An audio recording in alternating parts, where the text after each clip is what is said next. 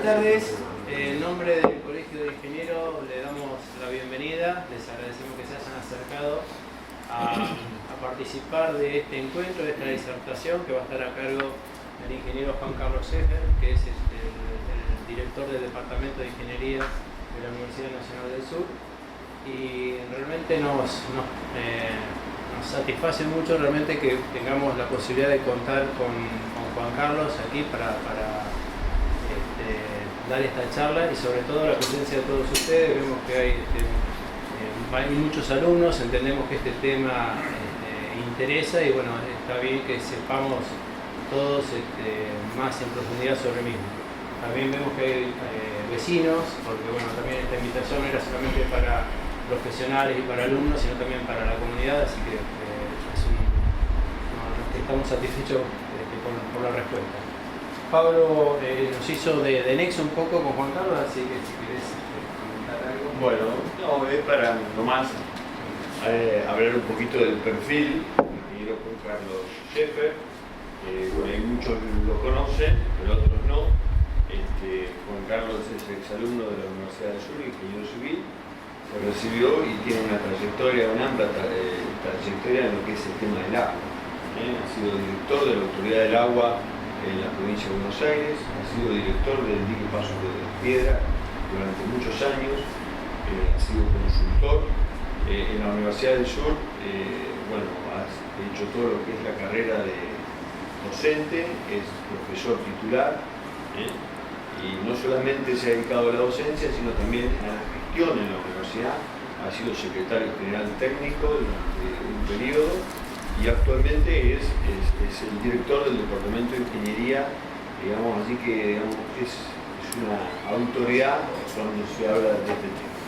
Y es un enamorado, me voy a adelantar, Juan Carlos, de la obra hidráulica del dique y de toda la cosa. Entonces, con ustedes, Juan Carlos. Bueno, en primer lugar, quiero agradecer en la persona del ingeniero Kloster a todas las autoridades del Departamento de Ingeniería por la invitación para esta charla. Y además agradecer la presencia de todos ustedes. Sobre todo veo gente joven, la gente de mi edad, por allí muchas cosas que voy a decir me las he escuchado, pero hay mucha gente joven, y que creo que son los que van a tomar la posta de todas estas cuestiones que tienen que ver con los recursos hídricos y con el agua. Es decir, yo creo que hablar de la importancia del agua es superfluo. Leí el otro día por allí alguien que decía que la gestión del agua es tan importante que no hay que dejarla en manos de los políticos. Y hay países que se organizan y manejan toda la estructura del agua a través de técnicos. Fundamentalmente todo el grupo que maneja y hace la gestión del agua son gente técnica, y eso tiene mucha importancia a la hora de hacer un aprovechamiento integral de los manejos o de los recursos hídricos disponibles. En esta charla vamos a ver primero un pantallazo muy rápidamente cómo estamos ubicados en el país, cómo está la Argentina, cómo estamos acá en la región, y después vamos a entrar a la cuenca y inevitablemente la vamos a relacionar con otras alternativas que se están planteando acá en la ciudad, o que se han planteado y que hoy por allí hay alguna que se está gestionando, y en el marco de esas obras vamos a hacer referencia fundamentalmente a lo que es el arroyo Napostá. El arroyo Napostá tiene su historia en Bahía, es decir, la ciudad de Bahía Blanca nace con la Fortaleza Protectora Argentina porque se hizo en este lugar porque había un puerto natural para la futura ciudad y tenía agua disponible, y el agua era el agua del Napostá. Durante los primeros años se utilizaba, era el agua de pozo, y empezó por allí cuando estaba llegando el ferrocarril. Se hizo un pozo de captación a la vera del Napostá, allí donde hoy está el partidor del Parque de Mayo. Todavía, si uno cruza las vías detrás del partidor del Parque de Mayo, alcanza a ver todavía una construcción de ladrillo que era el viejo pozo filtrante, de donde salía un acueducto que iba recorriendo todo el costado de las vías, llegaba a la estación Sud, y de ahí llevaban el agua hasta Huayque. Esos fueron los orígenes del agua, y la gente iba captaba ese agua que nació, digamos, a través de las necesidades del ferrocarril. Posteriormente la ciudad fue creciendo y se recurrió a otra fuente, la fuente principal, que es la obra del Sauce Grande. Pero vamos a ir por parte. Repasamos rápidamente cómo estamos con respecto a la disponibilidad de los recursos hídricos, y después vamos entrando directamente a lo que es la cuenca de la Postá. Todos conocimos y sabemos desde la escuela primaria, nos muestran el ciclo del agua, y sabemos siempre que lo hemos aprendido desde el primer día en nuestras desarrollo en la escuela primaria, que el agua es un recurso renovable. Siempre nos hablan del ciclo del agua y nos queda la idea de que es un recurso renovable, que también es escaso y es vulnerable. Es decir, es un elemento que no lo podemos sustituir, es tan necesario como el aire, y la vida casi no es, diríamos que no es posible si no tenemos agua. He escrito mucho en este PowerPoint porque la edad ya me empieza a jugar malas pasadas y por ahí me olvido algunas cosas, entonces hay cosas que creo que son importantes y entonces las he escrito porque por allí me olvido, y hay cosas que seguramente me voy a olvidar, y creo importante que la charla no va a ser muy larga, que al final podamos tener un diálogo, podamos intercambiar preguntas y respuestas, porque creo que muchas de esas cosas que por allí me he olvidado, con algunas preguntas ustedes me las va a habilitar para recordarlas y exponerlas, ¿no? En nuestro país, Argentina, antes de ir a Argentina, quiero hacer referencia, y muchas veces lo voy a hacer en esta charla, a un país que tiene gran parte del desarrollo de su territorio un clima muy parecido al norte, que es España. Es decir, en realidad el norte de España es muy rico en agua, pero todo el resto de España tiene problemas, o tiene un clima muy parecido al nuestro, y ellos han hecho mucho por el agua y la conservación del agua, y ellos mismos dicen que han metido la mayor cantidad de gente donde menos agua tiene, en la Costa del Sol. Entonces cuidan mucho el agua. En un cauce como el que tenemos nosotros en la Postá, posiblemente ellos hagan más de un embalse, 2 o 3 embalses escalonados, y traten de retener la mayor cantidad de agua posible. Si tienen grandes retenciones, porque han padecido la escasez del agua, y entonces tratan de aprovechar todo lo que tengan en disponibilidad. En el extremo de esto tenemos también otro país, como hoy charlábamos recién afuera, de Israel, que un país que cuando comenzó no tenía los recursos hídricos que disponían, eran escasísimos. La sustentabilidad y la disponibilidad alimentaria estaba muy condicionada a esa falta de agua, y esa escasez los hizo avanzar en muchas cuestiones que hoy lo han puesto a la cabeza en la tecnología de manejo del agua, y han pasado de no alcanzarles el agua para la primera población que tenía a hoy a exportar el agua a países vecinos. Entonces, en algún momento de la charla por ahí voy a hacer referencia a algunos de esos dos países que tienen alguna que ver, y al cual tendríamos que por ahí mirar o tenerlo como espejo por algunas de las cuestiones que hacen el manejo hídrico y que nosotros no estamos haciendo. Y además de haber padecido algún problema de escasez como lo tuvimos hace unos años, no hemos aprendido por allí la lección que necesitábamos aprender.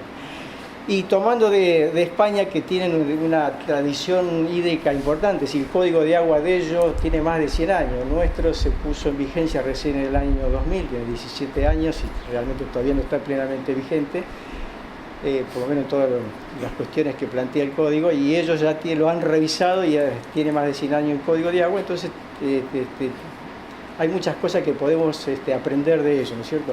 Y una cosa que yo rescaté, que miraba, que cuando hablan del agua, ellos hablan de una filosofía del agua, y dicen de algunos valores que tiene el agua, y que hay que considerar que hablan tiene valores estéticos, valores éticos, un valor de eficiencia y un valor de calidad.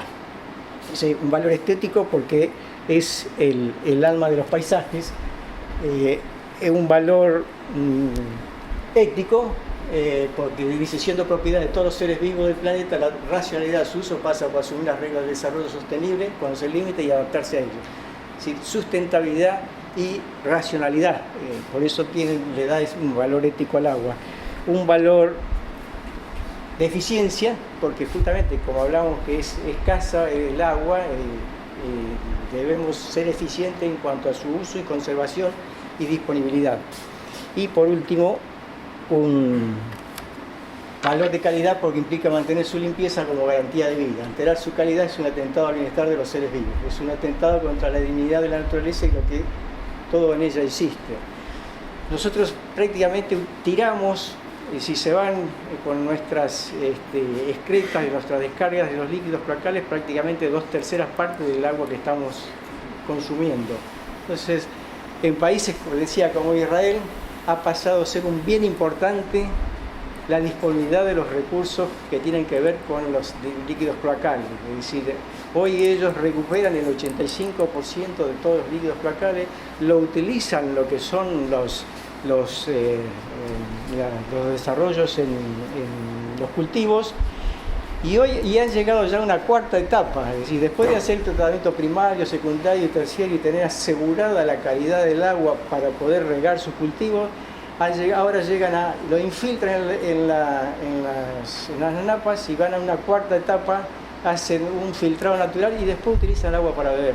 Ese agua que recuperaron de tratamiento de líquidos cloacales. Si hicieron la primera, segunda, llegaron a la etapa terciaria, lo inyectan y empiezan a sacarlo para utilizar. Es decir, recargan las napas que se habían ido agotando, pero que los suelos todavía están en condiciones, y les sirve para hacer un filtrado natural y mandarla a la red.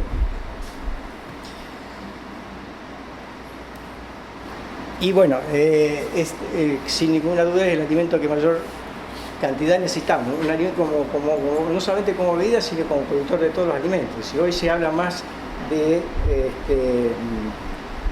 el agua virtual, es decir, la cantidad de agua que estamos necesitando para producir un alimento. Nosotros cuando estamos exportando cereales, exportamos muchísimos cereales, estamos exportando muchísima agua porque para producir esos cereales se necesitó consumir mucha agua. Y posiblemente acá nosotros, el agricultor, quien produce esos cereales, no paga nada por el agua. Y ese agua en realidad tiene un valor para los quienes están recibiendo, un valor muy importante, porque como no lo tienen, cuando importan el cereal, lo que están importando es el agua que ellos no tienen, ¿cierto? Entonces, por eso es que hablamos del agua virtual, y ese agua virtual es muy superior al agua que realmente conocemos y manejamos nosotros.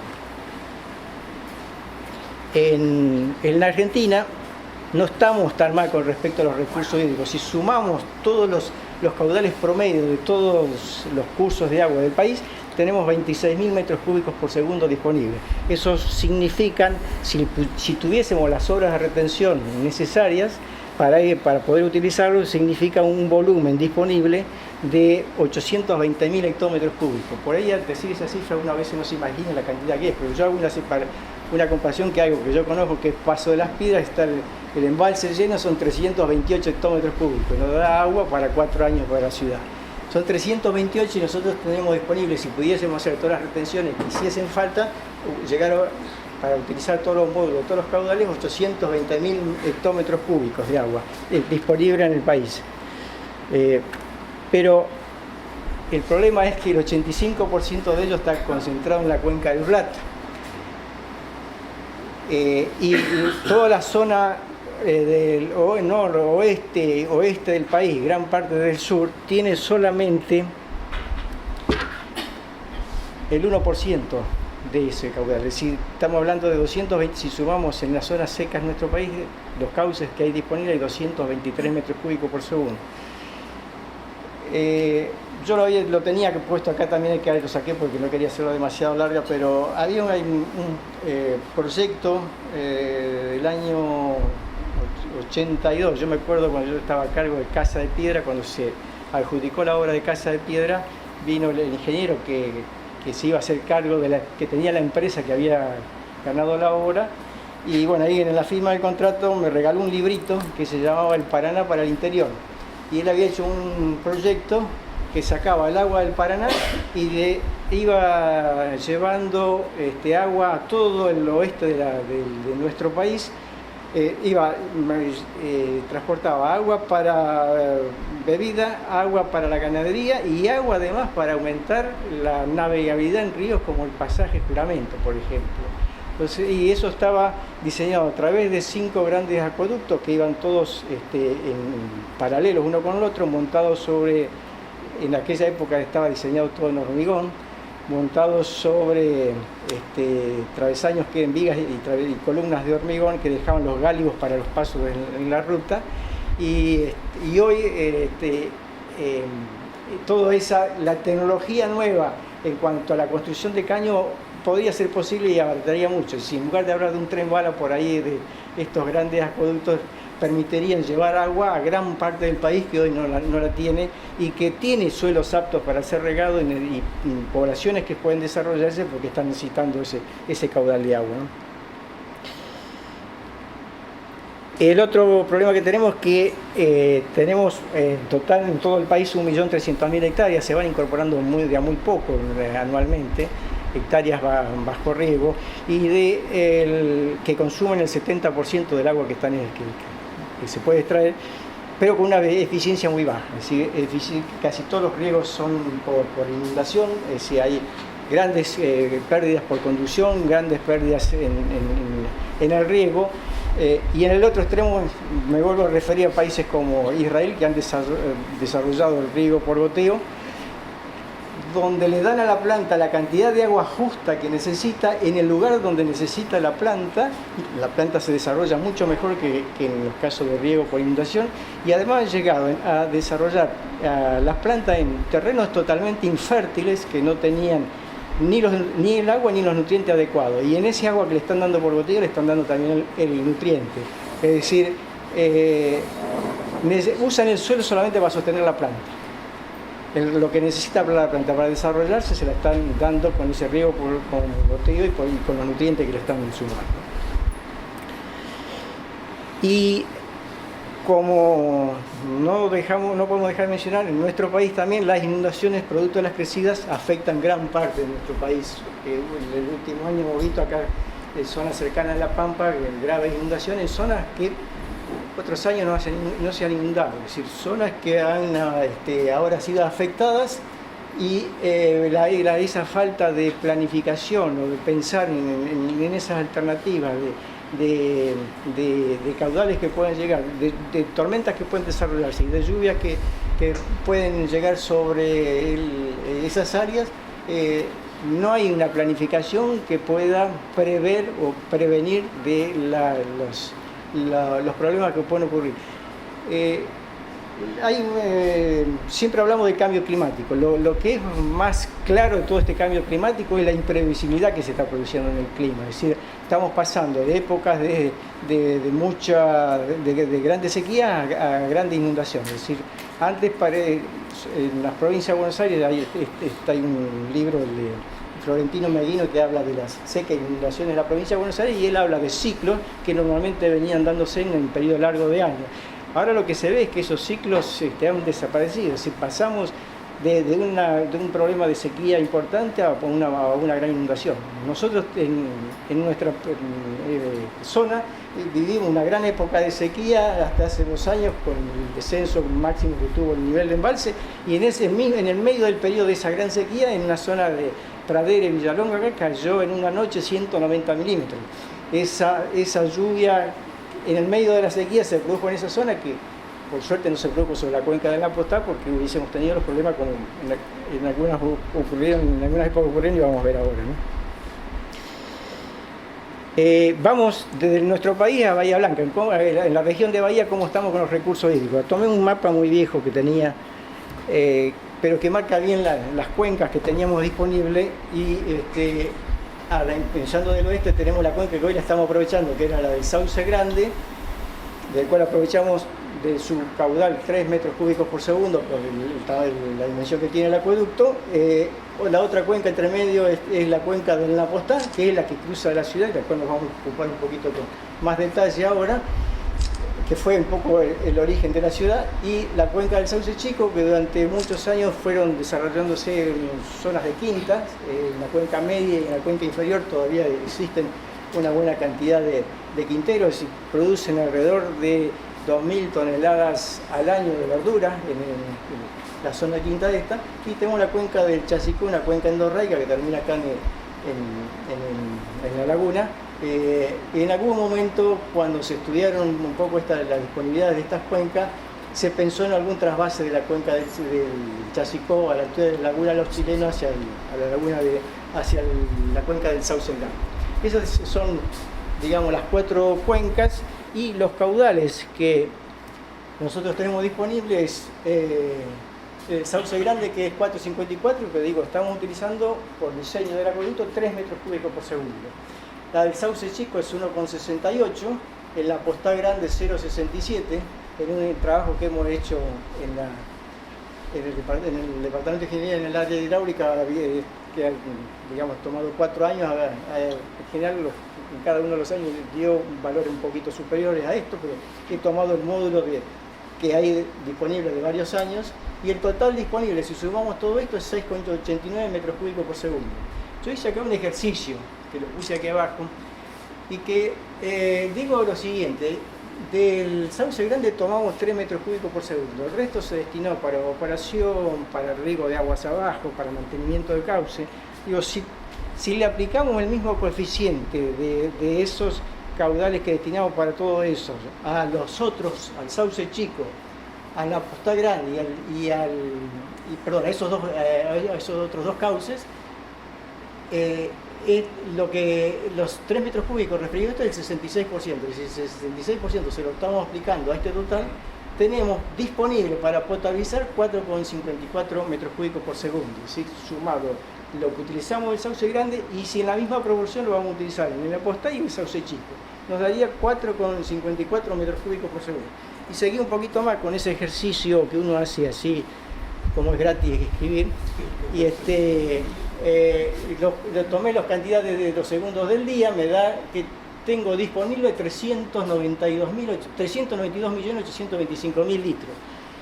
Y tomé una dotación de agua relativamente alta, digamos, somos con esa dotación un poco derrochones, 400 litros por habitante por día. Los españoles tienen, vuelvo a España, 274, 180 como máximo dotación de agua que toma cada habitante por día.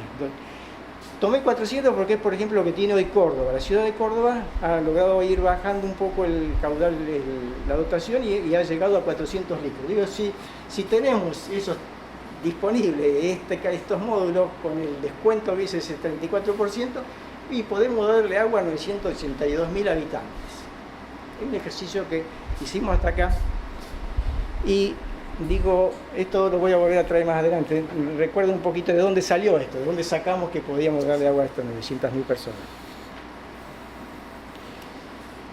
Y ahora vamos a repasar también unos conceptos muy rápido para después seguir a la cuenca que nos ocupa, que era la Postá. En una planificación hídrica debemos considerar, cuando hablamos de cauces, de arroyos, siempre yo me voy a referir a elementos superficiales. Soy ingeniero hidráulico, lo de abajo se lo dejo, son los de geólogo, ahí no me meto. Hablamos de agua superficial. Y cuando hablamos de agua superficial y de cauces, tenemos que hablar de espacios fluviales. Es el espacio que, y voy a utilizar con mucha terminología lo que usan y gente que sabe de hace muchos años, que son los españoles, y ellos el espacio fluvial lo definen, a ese espacio, como la zona ocupada por el cauce público, los terrenos que lo rodean y que integran el corredor biológico asociado al río, la vegetación de la ribera y la zona inundable. Es decir, hablan del cauce público y de la zona inundable.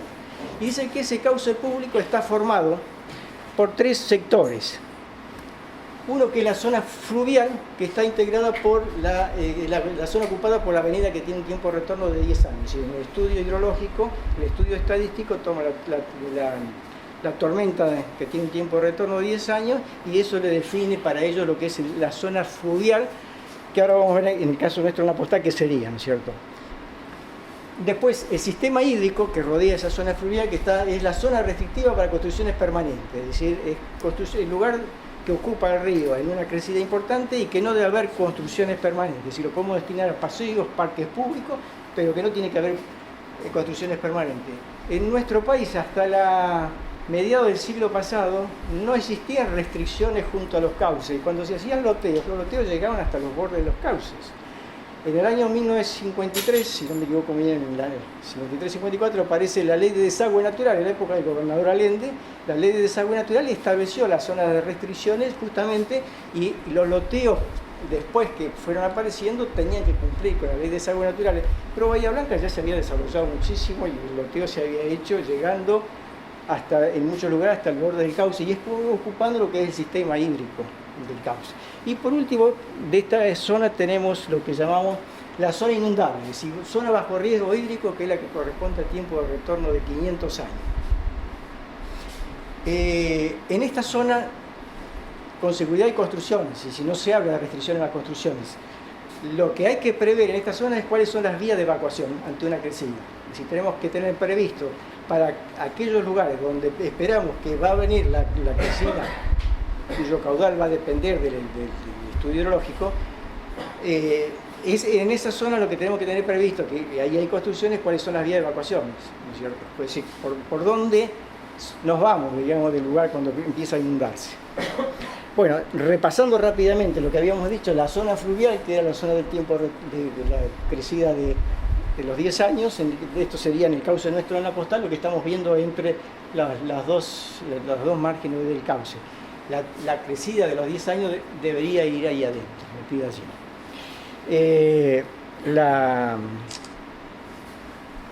La del sistema hídrico dijimos que era del tiempo retorno de 100 años. Algunos países con algún poco más de prudencia toman la de los 200 años, es decir, se preparan la zona para la crecida de los 200 años. En general, debemos respetar por lo menos la de los 100 años, y vemos una zona donde está escurriendo ya una tormenta de ese tipo que no se ven construcciones permanentes.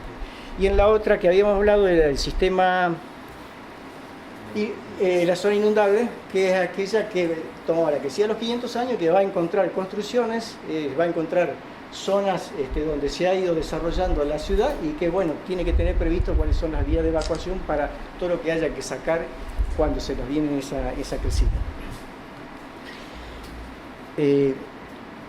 Vamos a la cuenca, es decir, habiendo repasado estos conceptos de espacio fluvial, a la cuenca de la Postá. Este es un trabajo, lo desarrolló el ingeniero Bereja, que está aquí presente, que integraba el grupo de hidráulica que trabajó sobre la cuenca de la Postá. Es una muy buena cartografía hecha de toda la cuenca, de lo que es hoy en la Postá. Es decir, una cuenca que en total son 1.414 kilómetros cuadrados, y en esta cuenca podemos distinguir algunas zonas como la cuenca superior, y definimos la cuenca superior que tiene 247 kilómetros cuadrados en un cierre que se produce acá, muy definido, que es entre dos cerros, el Aguilucho, donde confluye toda la cuenca superior. Luego sigue la cuenca media, que la hemos dividido en dos. La cuenca media es todo esto, hasta acá, esto sería Puente Canesa, acá en este lugar, y la hemos dividido en dos zonas. Una acá recibe un afluente que es el arroyo Los Leones, que ahí había en un momento alguna consultora estableció la posibilidad de hacer algún cierre, pero que la cuestión es prácticamente no ha sido considerado porque igual que esta deja gran parte de la cuenca después sin controlar. Y la otra, que es la que cierra la cuenca media, que es la del embalse en Puente Canesa en este lugar, y por último lo que queda todo el resto, que es la cuenca inferior. Y toda esta cuenca de 1.414 kilómetros cuadrados confluye, tiene pendiente hacia el cauce que atraviesa la ciudad, que es la ciudad de Bahía Blanca. Así, cuando miramos el final de la cuenca del arroyo La Postá, nos encontramos con el cauce que venía por acá, llegaba hasta lo que es hoy el Parque de Mayo. Hasta mediados del siglo pasado tenía acá un brazo que era el arroyo Maldonado, es decir, existía un cauce y un brazo que daba salida directamente hacia el mar. Luego seguía su cauce hasta en zona, o sea, hacia en dirección sudeste, hasta desembocar en el mar. En esta otra zona se ha ido desarrollando hasta 1960 del año pasado gran cantidad de quinteros. Había alrededor más de 100 quinteros. Estos cuadrados que vemos acá, o rectángulos, son sectores que estaban rodeados por tamarisco, hoy todavía se ve, que hacía el quintero para proteger lo que iba sembrando dentro de esos recintos. Y si, bueno, acá no se ve, pero si avanzamos mucho más hacia lo que es el paraje Mirasoles, mucho más arriba, que es donde está la toma de agua de APSA, se ve mucho más de estos desarrollos de estos quinteros. Si en esta zona llegó a haber, había censado en el año 62 107 quinteros que tenían más o menos total unas 500 hectáreas bajo riego, que daban cultivos que proveían hortalizas a la ciudad. En este tramo, en la década del 80, se hizo el entubado, es decir, de la Postá desde Casanova hasta detrás de la terminal. En el año 82 se entubó y una de las primeras cuestiones antes de entrar en el tema de la crecida, una de las primeras preguntas cuando miramos todo eso que teníamos ahí, lo que veíamos recién, el cauce del antiguo arroyo Maldonado, la Postá yéndose hacia el sur, y mirando lo que ocurre en otros lugares, dicen, bueno, en ciudades que tienen un arroyo que lo cruza y que ha manifestado alguna preocupación por los espacios fluviales que hablábamos recién, lo que podíamos observar en esas ciudades, es decir, lugares como estos, donde se han dejado, es decir, está el cauce y han dejado la zona que es para que pase la crecida de lo que habíamos visto del sistema hídrico, es decir, le respetan el espacio del arroyo, el espacio del río. O en otros lugares como estos, también donde han desarrollado construcciones que ya son de las de carácter permanente, que pueden ser afectadas por la gran crecida. Si han mantenido un espacio público integrado a la ciudad, y nosotros nos podemos preguntar que en el caso de en el arroyo nuestro, en la Postá, que podríamos haber previsto algunas de estas cuestiones y que en algún momento se hizo alguna inversión demostrando que había alguna gestión, alguna planificación. Si estamos en esta situación, ¿por qué? Nos preguntamos después, ¿por qué se llegó a esto? O a esto. Yo recuerdo hace un montón de años cuando iba a trabajar al dique, pasaba por el puente Bransen, la calle Bransen, y ahí estaba el cauce. El cauce se había ido contaminando, había cerca de descarga de frigorífico, había de fuentes, y la decisión fue meter la basura bajo la alfombra. Hicimos el entubado, y desapareció el río en ese cauce. En muchos lugares del mundo que se hizo entubado, hoy se están rompiendo todos esos entubados, se están tratando de recuperar esos espacios fluviales que tenía el río, y que nosotros, primero que en la planificación con los loteos se llegó hasta las márgenes del cauce, y segundo que se avanzó con la contaminación y no se trabajó sobre la prevención de esa contaminación o la remediación, sino que directamente lo tapamos, lo metimos dentro del tubo, y hoy tenemos el cauce allí entubado en la Postá. Entonces, digo, un conocimiento más amplio de alternativas y consideraciones sobre el recurso hídrico no habrían permitido conservar un ambiente hídrico integrado a la ciudad.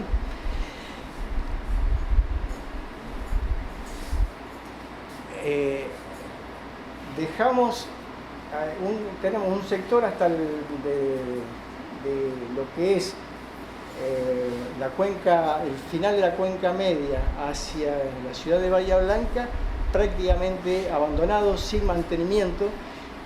De hecho, y lo han manifestado en algún momento, la Dirección de Hidráulica de la provincia no limpia el cauce, no lo mantiene, porque mientras no haya una obra de regulación, si hoy se limpiase el cauce, se mantuviese en perfectas condiciones, lo que le permitiría poder dar un poco más de vida a los quinteros, el tema es que si está más limpio el cauce y viene una crecida, el peligro de la inundación en la ciudad aumenta. Entonces, mientras esté así como está, el agua tiene más resistencia al escurrimiento y hay alguna disminución del impacto de una inundación. Por eso todo este tema, ese cauce está allí, no se ha tocado, y cómo está el entubado adentro, no hay mucha información tampoco. Y además de todo esto que tiene que ver con el espacio público, y viendo que los espacios fluviales no se han respetado porque las construcciones avanzaron, cuando salió la ley ya los loteos están ahí y la construcción había avanzado, podemos pensar que en algún momento nos puede volver a ocurrir la crisis como la del año inundación de marzo de 1933. Esto es lo que se ve acá, es el arroyo que yo decía que existía en esa época, el arroyo Maldonado. El arroyo Maldonado cruzaba lo que es hoy la calle Don Bosco. En ese momento había un gran alcantarilla, se llamaba Río Colorado. Había una gran alcantarilla, se llevó todo y había un cauce ancho en lo que era la calle esa, Río Colorado, por donde pasó el cauce y se llevó el agua hacia la... Es decir, el arroyo recuperó el espacio que venía perdiendo y llevó el agua hasta el mar en aquel momento y siguió inundando todas grandes zonas de Bahía Blanca. Sí, esta otra que se ve acá, desde el parque, Aldea Romana, Las Villas, Ingeniero, bajo la inundación. Sí, no había prácticamente sector de la ciudad que no se había salvado. Entonces, marzo de 1933, después se vuelve a repetir en abril de 1944, aquella es una zona de Villamitre. Acá dice, todavía no se había alcanzado el pico de la crecida en este sector. Y una nota que ya aparece en aquel momento en el diario que dice, el embalse de la Postá, una obra que no debe demorar el poder público. Dice, todas las opiniones autorizadas están contestas en afirmar que la obra reportará muchos beneficios económicos, pues además de asegurar la vida y hacienda de los 30.000 habitantes que pueblan la zona ribereña de la Postá, crearía nuevos factores de prosperidad económica, ya que el caudal correctamente embalsado y regulado permitirá regar unas 800 hectáreas y podría servir a sí mismo de fuente supletoria para el consumo de agua de la época de verano. Y ya en aquel momento estaba hablando del riego, la protección para el riego, protección de la ciudad y la posibilidad supletoria de abastecimiento de agua a la ciudad.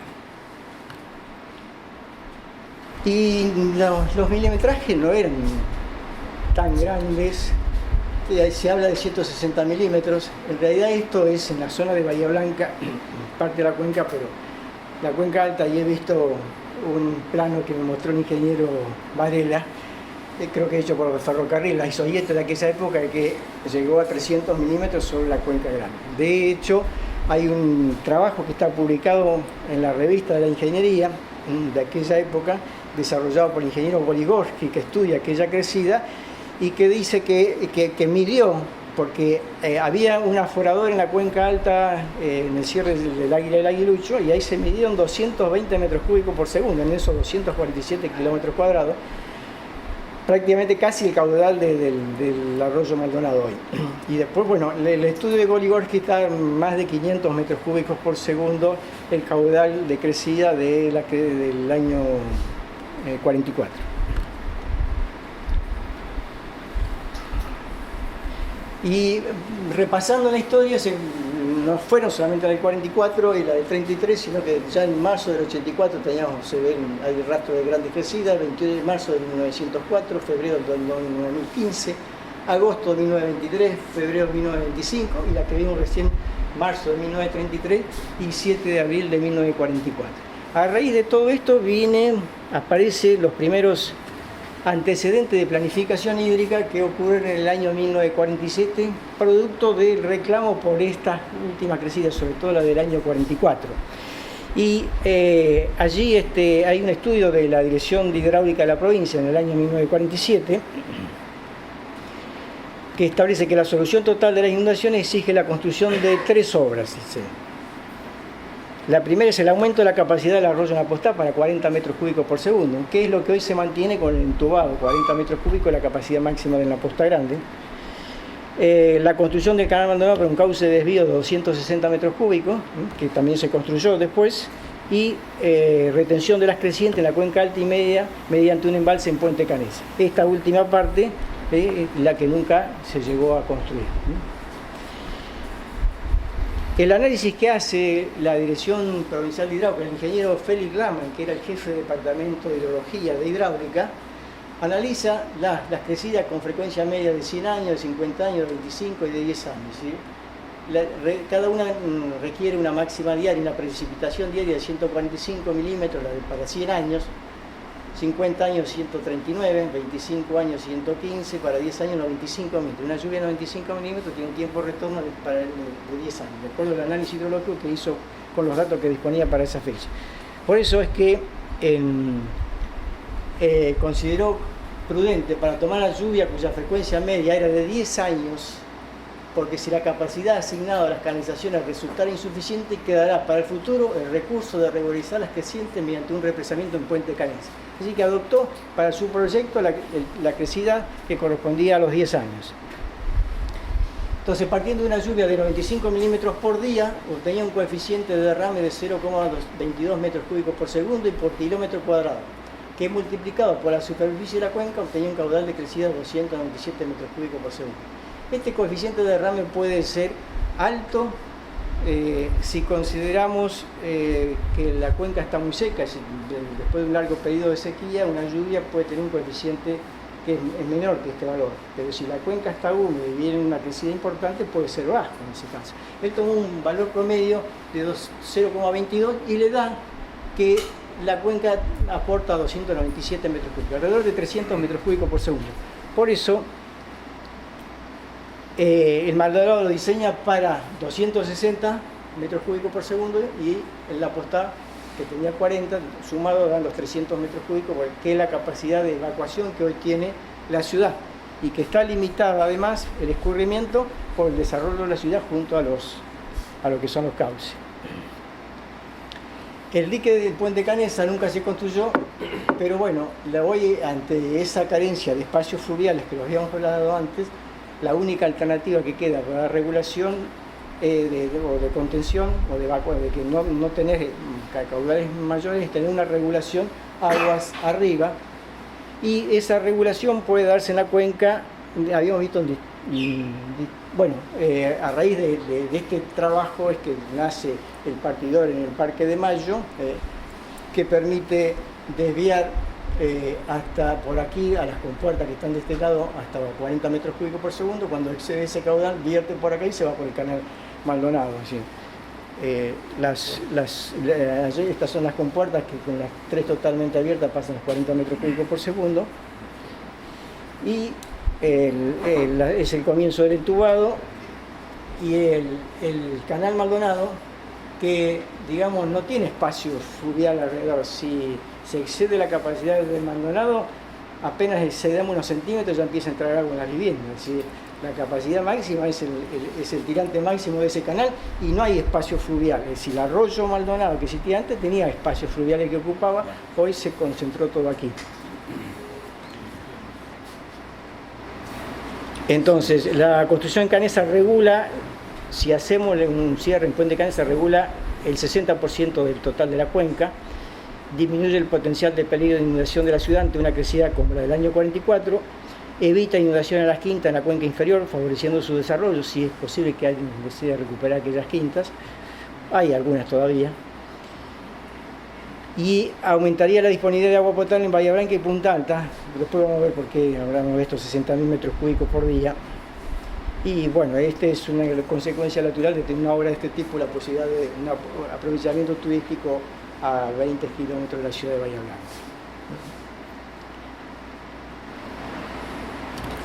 Yo hice un ejercicio después de esto. Dije, ¿qué pasa si en lugar de tomar, como tomó en aquel momento el ingeniero Langman, los 95 milímetros, hubiese tomado la de los 145 en el tiempo de retorno de los 100 años? Si tomamos el mismo coeficiente de derrame que tomó él, llegamos a un caudal de 453 metros cúbicos por segundo. Si es válido aquel coeficiente de derrame que llegó al proyecto en la Postá y lo aplicamos hoy para la lluvia, un tiempo de retorno de los 100 años, que era 145 milímetros, estamos llegando a este caudal. Claramente la ciudad no tiene capacidad de evacuación para esto. Si la capacidad de evacuación está limitada a los 300 metros cúbicos por segundo. Así que si hay una lluvia de este tipo, estamos en problemas en la ciudad. Entonces, y es posible lluvias de este tipo, porque han ocurrido, es decir, en la historia la tenemos. En algún momento, recuerdo haber hablado, cuando estaba en el último año de la Autoridad del Agua, haber hablado con el director de hidráulica, y yo le planteaba estas cuestiones que habían ocurrido en la ciudad, y él no sabía que la ciudad se había inundado. Me dice, hace poco habíamos tenido había tenido una inundación en una localidad, no me acuerdo si era Beria, alguno de estos me dijo que nunca se había inundado, y no estábamos preparados. Es decir, vino la inundación y ocurrieron los problemas que ocurrieron porque bueno, no estuvimos preparados. Pero si Bahía Blanca se inundó alguna vez, debemos hacer algo. Y bueno, lo único que se hizo fue una parte, fue lo del canal, pero después de allí no se avanzó nunca más. Y la posibilidad de inundación sigue existiendo. Es decir, sigo con que la probabilidad de inundación de Bahía Blanca sigue siendo alta, aún con el canal abandonado, porque se ha dicho, y lo he escuchado muchas veces, que después de la inundación del año 44, en el 47 se construye el canal abandonado para justamente que la ciudad no se vuelva a inundar. Es decir, no, lo que se hizo fue un paliativo, pero ahí ya se planteó la necesidad de regular aguas arriba, porque la capacidad que se necesita realmente para evacuar las aguas que pueden llegar a ocurrir una crecida importante, no la podemos desarrollar porque los terrenos han sido ya ocupados. Es decir, ya, salvo que expropiemos toda una franja alrededor de los arroyos, no podemos recuperar los espacios fluviales. Entonces la única alternativa es regular aguas arriba. Por eso, aún con el canal abandonado construido, podemos tener riesgos importantes de inundación. Y vuelvo a la cuenca del Napostá, y les había mencionado de la posibilidad de 3 cierres. En realidad los cierres más importantes o que fueron analizados en su momento fueron el del Cerro del Águila Aguilucho y el de Puente Canesa. Esto es el cierre del Cerro del Águila y el Aguilucho. Aquí hay 2 personas paradas, para tener un poco de idea, es un cierre de 100 y pico metros de longitud. Estas construcciones que se ven acá abandonadas es donde estaba el antiguo aforador, donde se midieron en el 44 los 220 metros cúbicos por segundo, y el cierre en este lugar, en lo que la obra que requeriría es un dique que puede ser de tierra, bueno, las alternativas de material son diversas, pero tendría una altura de 12 metros, el volumen del embalse no es muy grande, es 14 hectómetros cúbicos, y la superficie de la cuenca son 247 kilómetros cuadrados. En este cierre estaba interesado, y muchas veces lo hemos hablado con el intendente de Tornquist, porque a ellos les interesaría tener un embalse allí en la cuenca alta para algún desarrollo en las zonas que hacen al partido de Tornquist. El otro cierre es Puente Canesa, el que más analizado. Es decir, cuando venimos a la ciudad, venimos por el camino de la Carrindanga por acá, bajamos acá Puente Canesa, y por acá la foto está sacada sobre este morro de Tosca de este lado, y después este camino sigue por el camino de la Carrindanga que llega al cruce con Cabildo. Este cierre, que había sido estudiado primeramente por lo que era la Dirección Nacional de Irrigación, cuando todavía no existía hidráulica en la provincia, y luego hidráulica en la década del 80, contrata una consultora que estudia varias alternativas acá en la zona, y propone también el cierre acá en Puente Canesa, que tiene una altura de 30 metros, un volumen de 45 hectómetros cúbicos, y la superficie que regula la cuenca es 877 kilómetros cuadrados. Es un embalse que tiene el orden de las 750 a 800 hectáreas, y de ese volumen de 45 hectómetros cúbicos, en realidad el volumen total, pero una parte, que son 11 hectómetros cúbicos, quedarían reservados para absorber crecidas y regularlas y descargar hacia aguas abajo, de acuerdo a la capacidad que hoy tiene la ciudad de evacuación, pero son los 300 metros cúbicos por segundo. Estas serían entonces las características más importantes de Puente Canesa. El estudio hidrológico que hace la universidad en aquel momento es un estudio que en realidad me estoy adelantando a algo que vamos a ver ahora a continuación. Es decir, no es de mediados del siglo pasado, sino ya es acá a partir del año 89. Es un estudio hidrológico y surge de allí los 60.000 metros cúbicos que habíamos visto antes. De esos 60.000, destina 30.000 metros cúbicos para agua potable, que para una población de 400 litros por habitante y por día estamos hablando de 75.000 habitantes. Si no es despreciable. Si además destinamos 22.000 metros cúbicos de agua para riego, para esas quintas que se habían ido desarrollando y que requerirían por allí abastecimiento, y 8.000 metros cúbicos para parquización. Es decir, ahí planteó en aquel momento dos obras de toma para parquización. Una donde está ahora el puente que cruza el camino a la Carrindanga, cuando salimos de Bahía, a la altura de ese puente había una toma de agua, y la otra la hacían dentro del Parque de Mayo. Toda ese agua la destinaban para forestación. Así que con eso repartían esos 60.000 metros cúbicos y consideraban parte para abastecimiento de la ciudad, parte para riego y algo para la parquización. El segundo antecedente de planificación hídrica aparece en el año 1989. Si analizamos todos estos estudios que se hicieron en las cuencas que están acá y que incluyen en la postada, aparece en el 89. Ahí en el 89 está incluido el trabajo este que vimos recién de cómo distribuíamos esos 60.000 metros cúbicos. En aquel momento, en el año 89, se juntan técnicos de la provincia, de la ex obra sanitaria, técnicos de la universidad, de distintas áreas.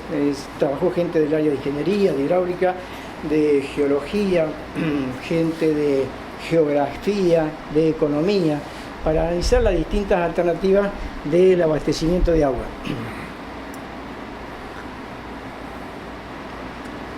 El estudio estaba destinado exclusivamente al abastecimiento de agua a la ciudad, Gran Bahía Blanca. No se pensaba en otros posibles beneficios, ¿sí? No se pensaba en cuánto significa si hago una obra de regulación para dar abastecimiento de agua, cuánto eso también significa en el control de crecida, en el control de inundaciones, ¿sí? Cuánto pesa en eso en el costo total de esa obra. Estaba destinado exclusivamente al abastecimiento de agua a la ciudad.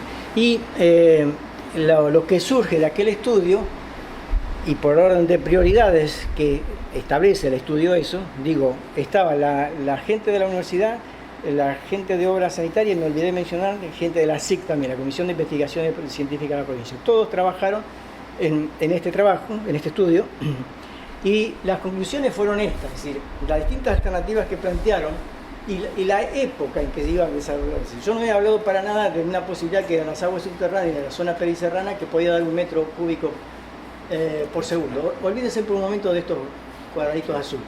Entonces, yo corregí esto porque pusieron acá 2,75 el actual, que es lo de Paso de las Piedras, y Paso de las Piedras es 3 metros cúbicos, no sé de dónde sacaron los 2,75 porque el caudal que puede venir y para el cual está diseñado el acueducto es 3 metros cúbicos por segundo. Entonces, le sumaban 1 metro cúbico por las aguas subterráneas en la zona periserrana con los pozos. Era una obra que costaba 43 millones de dólares en aquel momento, y después, como segunda prioridad y a construir a partir del 2015 y debería estar lista para el 2017, hoy tendríamos, si se hubiese cumplido el plan, tendríamos Puente Canesa hecho, con un caudal del módulo de 0,67 metros cúbicos por segundo y un monto de 45,52 millones de dólares.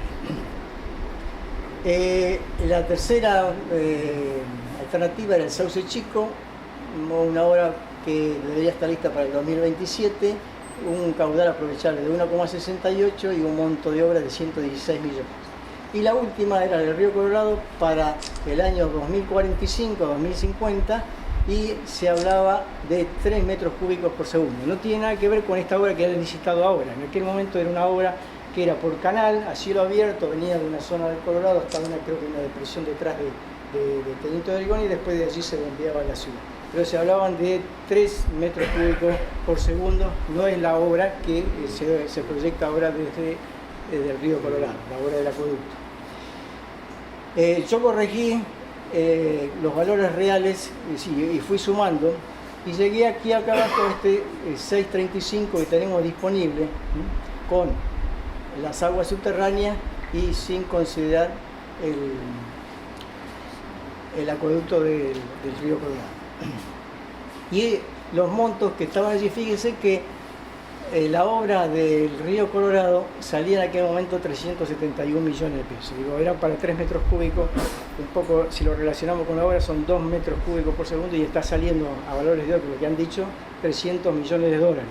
Es decir, tiene un poco de relación con esos caudales distintos que se están manejando, y por eso por allí es válido algunas cosas, pero otras hay que corregirlas en los montos relativos que hay entre estas 4 obras. Es decir, prácticamente estas 3 obras costaban menos que la obra del río Colorado.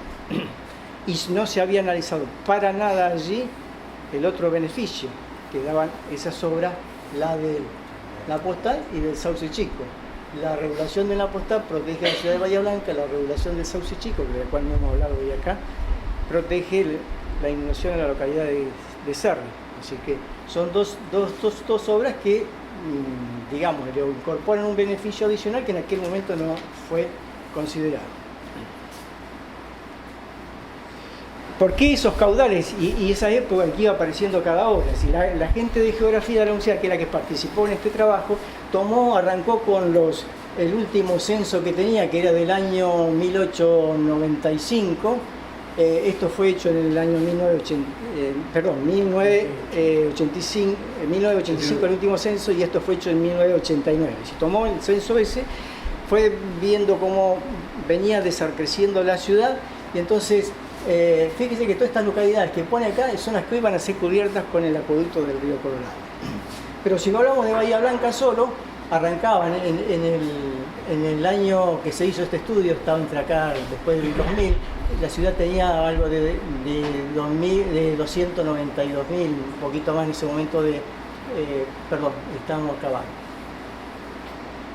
Perdón, 1985 está acá, tenía un poco más de 240.000 habitantes. El sistema de abastecimiento le está dando agua también a Cerri y le está dando agua a Punta Alta, así que tenemos que sumar acá unos 60.000, estamos en 300.000 personas en aquel momento. Y si vamos ahora, es decir, si desarrollamos todo esto, el estudio que hace la Universidad, Bahía Blanca en el año 2050 tenía 824.000 personas, habitantes. Y la totalidad de toda esta región, en realidad la región no pesa tanto, es decir, el porcentaje tiene una relación con el total de habitantes del orden del 10%. De hecho, el caudal del Colorado en el proyecto que hay ahora, que son 2 metros cúbicos por segundo, destina 0,2 metros cúbicos por segundo al abastecimiento de esta zona, de la zona desde Pedro Luro hasta Medanos. Pero si miramos ese pronóstico que hace la universidad en aquel estudio, en aquel momento, ahora estaríamos acá entre el 2015 y el 2020, estaban alrededor de 450.000 personas en Bahía Blanca solo, más Cerri y Punta Alta estaríamos unos 520.000 personas. Hoy Bahía Blanca, de acuerdo a este estudio, debería tener 520.000 personas. Y si así avanzando llegaba aquello que al final para toda la región era 1 millón de personas, Bahía Blanca 824.000, y por eso es que esas obras que fueron determinadas en cada momento, esas alternativas, cuando debían ir apareciendo para abastecer de agua a la ciudad, de acuerdo a este crecimiento y al crecimiento de la demanda de la ciudad. Y bueno, estamos hablando al final de 824.000 personas, y ahí Bahía Blanca ahora tendría que tener 430.000, 440.000 personas, y hoy tengo un artículo del domingo del diario, tiene 307.000 personas Bahía Blanca. Así que ha crecido por debajo de lo que estaba pronosticado. Y si volvemos a aquel ejercicio que yo había hecho que era en aquel momento con esos 4.54, es decir, le restaba el módulo de cada uno de la postada, así como se sacó del sauce grande el 34% para esos otros aprovechamientos, le sacábamos al sauce chico y a la postada también ese mismo porcentaje, y teníamos disponible un módulo de 4.54 que nos está dando para un consumo bastante alto de la ciudad, de 400 litros por habitante, para 982.000 personas. Es decir, que sin el Colorado estaríamos dándole agua con lo que tenemos en la región de Bahía Blanca. Pero bueno, esto que yo estaba desarrollando hasta acá me cambió al final de la película, el artículo que salió el domingo en el diario. Me llamó la atención justamente esto que salió publicado el día domingo, el estudio que hace para la municipalidad. La consultora es IDOM, es contratada por la Dirección Nacional de Preinversión Municipal del Ministerio del Interior, y ese estudio arroja que Bahía Blanca al 2050 va a crecer de 307.000 habitantes a 323.000 habitantes, ¿sí? 16.000 personas. El crecimiento de la ciudad al final del 2050. Y es un estudio que encargó la municipalidad a través de la oficina. Y si sigo leyendo, si nos metemos un poquito más adentro en el diario, un artículo dice, de acuerdo con estas cifras, habrá apenas 16.000 personas más en los próximos 33 años, lo que arroja un crecimiento promedio de casi 500 nuevos bahienses por año. Para entonces se estima que Argentina llegará a 54 millones de habitantes y la provincia de Buenos Aires a los 21 millones. La cantidad de gente que vivirá en nuestra ciudad surge de distintas fuentes, entre las que destacan 3 estudios del INDEC, proyección para Argentina del año 2050, para la provincia de Buenos Aires en 2040 y para Bahía Blanca y Coronel Rosario en 2025. Y estadística de la Comisión Económica para América Latina y el Caribe, de la CEPAL, y su informe de proyección para Argentina del año 2100. Si esto es cierto, no sé, nos quedamos con lo que tenemos y pensamos cómo recuperamos realmente la fuente que estamos teniendo, el acueducto, que tiene algunas cuestiones que hay que considerarlas, la planta potabilizadora que le está faltando un tercer módulo, la cisterna, pero todo eso cuesta muchísimo menos que traer agua al río Colorado. Pero bueno, el otro problema que dejamos en el camino es toda esta gente que está de Pedro Luro a Bahía Blanca, y del cual se destina hoy el 10% del caudal del río Colorado. Pero frente a estos costos, y si esto realmente es cierto, ¿no es mucho más rápido para toda esa gente que sí o sí necesita el agua del Colorado? No tiene otra alternativa. Es hacerle un pequeño acueducto. Estamos de Pedro Luro, que debe ser cota 10, a Médano, no mucho más la costa. Con un poco bombeo y un pequeño acueducto le da agua a toda esa localidad, y Bahía Blanca y la región esta sigue siendo abastecida con agua a gravedad y no gastamos energía, porque cuando con el bombeo desde Pedro Luro a Bahía Blanca hay que pasar de cota 10 a cota 70 para distribuir el agua a la ciudad, y energía que vamos a gastar en forma permanente y que vamos a pagar todo. En algún momento vamos a llegar al precio real, como ocurre en los países desarrollados, de pagar por el metro cúbico lo que cuesta. Y en lo que va a costar va a estar sumado el metro cúbico de bombeo de esa. Entonces, esto me llamó mucho la atención, fue publicado el día domingo, y si esto es cierto, cambian todas las perspectivas de abastecimiento. Ya veíamos con el estudio que hace la universidad en el 89, que ya se va a llevar casi 20 años, 18, 17 años, lleva, 27 años, 27 años, que la ciudad no creció como se pronosticaba, creció muy por debajo de esos valores. Ya de hecho estamos viendo que hoy tendríamos que tener entre Bahía Blanca y Punta Alta 520.000 y ahí llegamos a los 400.000. Así que el crecimiento es inferior y necesitamos menos agua, por un lado. Pero este estudio nos está diciendo que va a seguir disminuyendo este tipo de crecimiento. Si esto es así, yo creo que debería replantearse entonces en una planificación hídrica lo que tenemos con respecto al sauce grande, al sauce chico y al Napostá. Reflexiones finales, yo no quiero aburrir mucho más con esto, y esto como lo escribo porque yo digo, mi edad ya la memoria me juega malas pasadas, entonces lo que quiero decir, escribir mucho. Digo, resulta prioritaria la regulación del arroyo Napostá, pues esta obra por sí sola justifica su construcción ante el peligro latente de una crecida no controlable con los medios de evacuación disponibles actualmente. Debe gestionarse una planificación cuidadosa entre municipalidad y provincia, el recurso es provincial, tenemos que trabajar junto con provincia, con visión de futuro para que propenda una eficaz protección de la ciudad contra las inundaciones y a la vez que sea posible hacer renacer y desarrollar un valle de gran valor histórico actualmente olvidado. Se debe insistir en la conformación del Comité de Cuenca. Esto es fundamental también. Yo me acuerdo con el tema de la Autoridad del Agua, creamos alrededor de 17 comités de cuenca y se creó el Comité de Cuenca de Sauce Grande, y cuando quisimos crear el Comité de Cuenca de Napostá, el intendente de Torque no quiso y no hubo posibilidades y ahí quedó, y nunca más se avanzó en un Comité de Cuenca que hoy, frente a todas estas alternativas, creo que tanto la gente que está en Torque como que la que está en la cuenca y nosotros, ahí tenemos muchas cosas en común que podemos empezar a trabajar juntos bajo el paraguas del Comité de Cuenca. Una probable inundación a bahía provocada por lluvia en la cuenca de Napostá debe sumarse a la posibilidad de que la lluvia también se produzca sobre la ciudad, agravando entonces los daños que hoy serían mayores que los ocurridos en el año 44. Claro, porque la ciudad ha ido creciendo mucho más comparado con el 44, hay mucho más superficie impermeabilizada que antes y ahí la capacidad de drenaje sigue la misma, es decir, el entubado y el canal. es necesario contar con una planificación que considere proyectos de mitigación y manejo de agua, que puesto a consideración de los organismos provinciales y nacionales puedan encontrar financiación para llevarlos a cabo. Esto en el marco siempre del Comité de Cuenca. Frente al peligro de una intensa lluvia en la cuenca, el cauce en la postal, en su paso por la ciudad, encuentra reducido al mínimo la posibilidad de escurrimiento de sus caudales, ya que la falta de planificación ha hecho que se invadan las zonas de riesgo hídrico y, peor aún, se lo ha limitado con su entubamiento. Ante el avance de la ciudad sobre áreas de escurrimiento en la postal, no existe otra alternativa para mitigar los efectos devastadores de una inundación que su regulación agua arriba mediante un dique y embalse que permita limitar la onda de crecida mientras se descarga un caudal aguas abajo compatible con la capacidad máxima de evacuación, que son los 300 metros cúbicos por segundo que dispone la ciudad.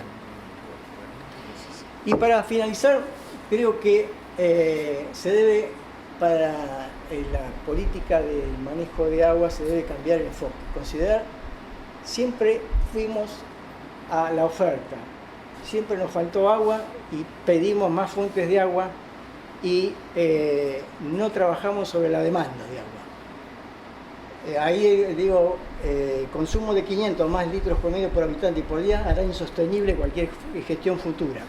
Yo recuerdo, estando en los últimos años en Paso de las Piedras, que llegaban días de verano que llenábamos la cámara de carga al máximo. En ese momento estábamos mandando los 3 metros cúbicos de agua para la ciudad, es lo máximo que podíamos mandar, y la ciudad se quedaba, y ahora que se quedaba sin agua. Entonces, sí, eso iba. Si teníamos un consumo en aquel momento que por habitante y por día daba un promedio entre 600 y 700 litros. Y la ciudad no consume, la gente no consume. Yo hoy miro mi factura, somos mi señor y yo, mi mamá en mi casa, y en un mes consumimos 8 metros cúbicos, que dividido por los dos que son y los días me está dando 170 y pico, como los españoles por día, de consumo por persona y por día. Me baño todos los días, consumo por día. Consumos de 600, 700, son valores. Yo en esos ejercicios que hice tomé 400 litros, porque, bueno, pues, por ejemplo, que tiene hoy la ciudad de Córdoba, es un consumo que sigue siendo alto, pero bueno, si son los consumos que por allí, por no renovación de la infraestructura, hace que sigamos teniendo esas pérdidas. Hoy se ve que se está trabajando y renovando redes, pero bueno, hay redes que tienen más de 100 años en la ciudad, así que tienen muchas pérdidas y que no hace falta que aparezcan a simple vista, es decir, por allí se infiltran y se van y uno no las ve, pero que se está perdiendo, digamos, ¿cierto? Entonces, es necesario trabajar mucho sobre ese otro aspecto, es decir, no enfocarnos tanto en la oferta del agua, que no es mala la que tiene la ciudad, la que tiene disponible, pero empezar a pensar cómo bajamos esos consumos, esa dotación promedio, para llegar a valores que sean sostenibles, que sean sustentables y que nos permita utilizar el agua que hoy tenemos disponible a gravedad, es decir, sin bombeo, de bastante buena calidad. Es decir, no es un agua óptima, digamos. Por ejemplo, en la postal tiene el problema que tiene mucho arrastre de sedimento, es decir, cuando viene en crecida importante, uno lo ve por el canal Maldonado, un agua oscura, que hay mucho sedimento, porque la cuenca le hace muchos aportes, pero bueno, es un agua que tiene mucho sílice, es decir, pero eso es potabilizable, es decir, el día que además tenga la obra de Puente Canesa, el embalse pasa a ser el decantador natural, y a las tomas que hoy tiene APSA avanzó ya con 2 tomas importantes. Tenía una de la década del 50, de 1950, que eran 10.000, la toma Mirasoles, que eran 10.000 metros cúbicos por día, y ahora hizo la toma de empleado de comercio, que pueden tomar hasta 30.000 metros cúbicos. Y entre los dos están tomando 40 de esos 60 que habíamos dicho que el módulo nos permitía tomar. Pero está condicionada cuando vienen grandes caudales, el arrastre de materiales que traen, el agua no la pueden tomar, y cuando hay época de sequía no pueden sacar esos 40.000 metros cúbicos. Si tuviesen regulación agua arriba, tendríamos los 40.000 disponibles, y además un agua de menor calidad, porque el embalse sería el decantador natural y llegaría con menos arrastre de material. Entonces, debemos enfocarnos en todo lo que tenga que ver con las demandas de agua, a ver cómo podemos bajar eso, y al mismo tiempo corregir y mantener y completar la estructura que tenemos hoy disponible y que no alcanza para tratar toda la posibilidad que hoy tiene solamente el sauce grande. Si cuando podemos transportar 3 metros cúbicos por segundo, la planta potabilizadora para eso, cuando se diseñó originalmente, tenía 3 módulos y se hicieron 2. El tercero en aquella época, en la década del 70, no se necesitaba, no se hizo y nunca más se hizo y quedó el tercer módulo ahí sin hacer. Las cisternas de agua no se amplían desde hace 87 años. La última que se hizo fue hace 88 años atrás. Son 134.000 metros cúbicos, no alcanza en un día de verano para medio día de consumo en la ciudad ante una rotura del acueducto. El acueducto es una muy buena obra, es una estructura, yo digo un túnel de hormigón que tiene algunos accesorios que, como no hay mantenimiento, los accesorios o no funcionan o directamente no existen, digamos. Es decir, un buen acueducto tiene que tener válvulas de aire, las válvulas de aire. Yo me acuerdo que cuando nosotros le entregamos el acueducto y la obra a Asuri en el año 1987, creo que fue, 88, tenía una cuadrilla diaria que recorría el acueducto que hacía mantenimiento. Iba y tocaba las válvulas de aire, evitaba que las bochas se pegaran arriba y que el aire pudiese salir. Cuando vino Asuri, la cuadrilla desapareció y nunca más se hizo mantenimiento sobre el acueducto. Y voy a comentar por decir alguna infidencia, pero el incidente que ocurrió al principio del año pasado, que dejó sin agua la ciudad 2 días y pico por una rotura del acueducto, en vez de una pérdida vieja que existía, que no había sido reparada y que llevó a cortar el agua a la ciudad entre 2 días, y como no hay reserva, la ciudad se quedó sin agua. Pero 3 meses después, en una tarde, nos volvimos a quedar sin agua hasta el día siguiente y no fue ninguna rotura del acueducto. El problema es que no funcionan las válvulas de aire y se va acumulando el aire dentro del acueducto y en determinado momento la presión del aire que quedó adentro equipara a la de la torre que tiene agua arriba y empieza a desbordar la torre y él no lleva más el agua a la planta. Y el año pasado, hasta que se verificó eso, estuvimos casi un día sin agua. Y ese proceso puede volver a ocurrir y lo único que necesita es reparar o reponer las viejas válvulas de aire que se hicieron hace en la década del 70. Entonces, el acueducto hoy puede llevar esos 3 metros cúbicos por segundo, pero la planta no puede potabilizarlo por un lado, y si hay algún problema la cisterna no da la capacidad, así que allí hay que invertir, hay que trabajar, porque la fuente principal de agua es Paso de las Piedras, es un embalse que está lleno. Y acá quiero, y me estoy diciendo el tema de la charla, pero no puedo, alguien me la sirvió de costado y tengo que referirme a ello, el tema del Colorado. Es decir, el embalse, ¿cómo nace el acueducto del Colorado? Eso fue después de la gran sequía que sufrió la ciudad, cuando del 2006 en adelante, 2006, 2007 en adelante, y el embalse cayó hasta cota 153, bajó casi 12 metros, y tuvo en riesgo todo el abastecimiento de agua a la ciudad. Y el embalse en realidad respondió bien y estaba preparado para soportar una crecida aún mayor que la que sufrimos. ¿Por qué no la soportó?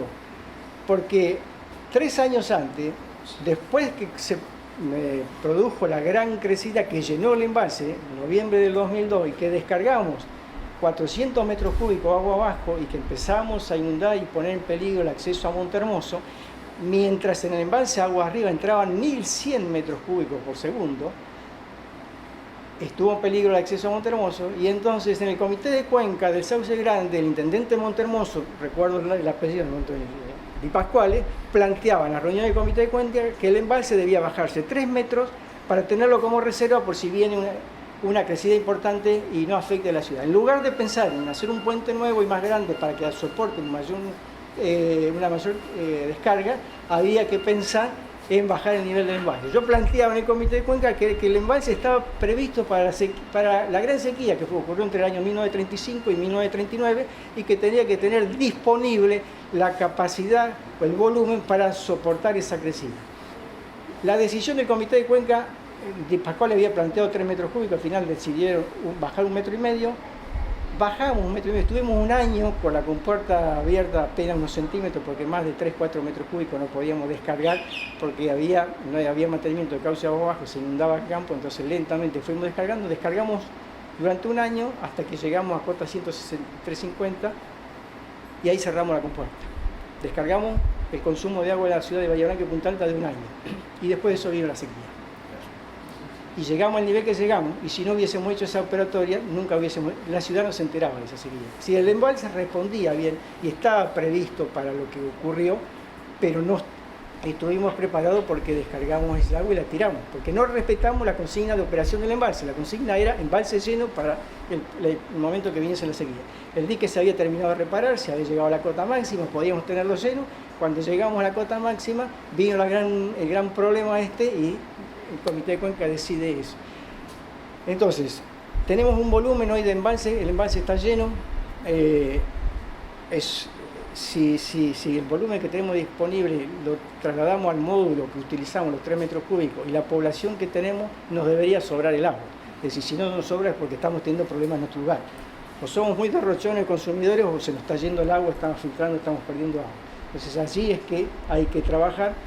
Es decir, la inversión, que no es tan grande, hay que apuntarla a ella, a las redes, a la fuente de abastecimiento, a la planta potabilizadora y a la cisterna. Y en eso yo creo que hay que trabajar, y con mucho más razón si este último estudio que vimos recién es cierto, ¿no? El acueducto paralelo es una cuestión que se ha planteado frente también al acueducto del Colorado, es una obra muchísimo más barata. Hoy hay un caño mucho más chico, más liviano. Cada caño del acueducto pesa 16 toneladas. Hoy se utilizan caños de plástico, mucho más livianos, de menor diámetro, puede llevar un caudal importante. Y además, si en última instancia queremos tener alguna previsión más, está siempre la alternativa que plantea la gente de geología de la utilización de 1 metro cúbico de extraer de la zona periserrana, y este nuevo acueducto en este diseño considera la posibilidad de tenerlo allí para abastecer complementariamente a la ciudad ante una alternativa de este acueducto principal, y durante en épocas, por ejemplo, cuando hay crecimiento de algas en el embalse que baja la calidad del agua, utilizar a través de ese acueducto todo el agua que tenemos, que puede captarse en esa zona periserrana, que es agua que sí se gasta energía para poder extraerla, pero no gastamos energía para potabilizarla después ni en potabilizantes, y con una cloración prácticamente estaría en condiciones. Entonces, son distintas alternativas, distintas posibilidades que hay que juntar a toda la gente local, hay que planificar todo esto. Creo que esto se plantea por allí, decía que a raíz de esto que pasó con Paso de las Piedras, nació, después de la sequía, nació la necesidad de tener una nueva fuente. Después que la ciudad se quedaba sin agua, teníamos que ir a una nueva fuente, y por eso se planteó saltear todas las otras alternativas y ir a la obra del Colorado. Fue una obra que fue planteada durante la administración anterior, que esta administración, cuando llega, se encuentra con esta obra proyectada y arranca con con esta obra, que creo que es una obra mediática. Fue mediatizada durante estos últimos años, y es la obra, la solución final de para Bahía Blanca. Es solución para Bahía Blanca en última instancia si estamos dispuestos a gastar tanto dinero y no vamos a considerar lo que ya tenemos. Es decir, cuando la alternativa del Colorado y la alternativa del Sauce Grande fue una alternativa que se analizó allá por la década del 60, cuando se estaba pensando en una fuente para Bahía Blanca, y entre los estudios que se hizo en aquel momento surgió que la alternativa más viable y mejor para Bahía Blanca era, por calidad de agua y por disponer la gravedad, la del Sauce Grande. Es decir, la provincia se volcó ya para el Sauce Grande, y ahora nos vamos para el Sauce, teniendo hecho y aprovechado el Sauce Grande, nos vamos al Colorado a gastar mucho más energía. Entonces, creo que estas son cuestiones que hay que discutirlas, y quería comentar al final, para cerrar, una anécdota. Me ocurrió, ya estando acá en el trabajo en la universidad, que con esta nueva administración que decide avanzar con el tema del Colorado y buscó apoyo en algunas cuestiones con la universidad. Entonces, pidieron en algún momento una reunión allí en La Plata. La gente que iba de ciencia y tecnología no estaba muy en el tema, y bueno, como me conocí, que yo había estado trabajando en estos temas y en el agua, me pidieron que vaya a la reunión. Yo no estaba invitado, me llevó a la universidad a aquella reunión, Y fuimos con la dirección con un director de agua y cloaca de la provincia, que cuando entramos tenía sobre las paredes todo el proyecto de Colorado. Y bueno, nos dice, necesitamos algún apoyo. Primero, bueno, no sabía quién era yo, porque no hubo muchas presentaciones, nos sentamos y había un montón de gente. Y dice, tenemos algunos problemas con esta obra que estamos trabajando y necesitamos algún apoyo de la universidad, porque la ciudad está abastecida por el dique de las Piedras y está vacío. El paso de las Piedras estaba lleno. Así arrancó la charla, así que, digamos, se proyecta y se habla de obras desde 700 kilómetros y por allí me falta un conocimiento local, con gente local que pueda trabajar y aportar, y creo que hay mucho para poder aportar y para llevar a buen camino estas obras de abastecimiento de agua a la ciudad de Bahía Blanca. Bueno, yo les pido disculpas por haber alargado tanto la cuestión y haberme ido del tema, pero me la dejaron servida en unas cosas que me pusieron en el Facebook y entonces no pude dejar de mencionar el tema del Colorado, porque además la obra de Puente Canense y de la Postal no está enmarcada en esa, si una tiene que ver con otra. Yo creo que alguna vez en el crecimiento futuro de la ciudad vamos a tener que llegar al Colorado, vamos a tener que ir. Pero creo que el día que necesitemos el Colorado ya se habrá hecho el trasvase del Negro en Colorado y podemos aprovechar un agua de mejor calidad y ahí entonces abastecernos. No digo, y por favor que quede esto bien claro, la gente que está de Pedro Luro hasta Médanos necesita el agua del Colorado, no tiene otra alternativa. Ellos con un pequeño acueducto le pueden haber resuelto el problema y han quedado siempre condicionados al acueducto a Bahía Blanca. Yo creo que muchos años atrás se podía haber solucionado este tema y nosotros seguir analizando las alternativas que tenemos disponibles. No entretengo más.